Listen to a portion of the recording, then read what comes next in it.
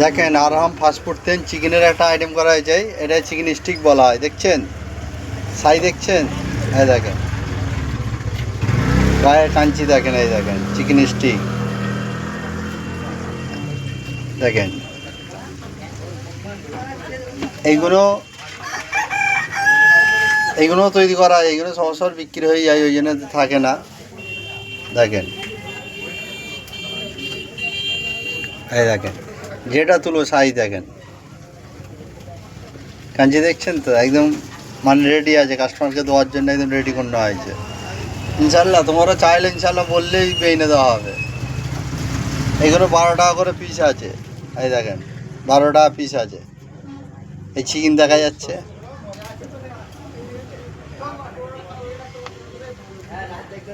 এগুলো 12 টাকা করে পিস। এই দেখেন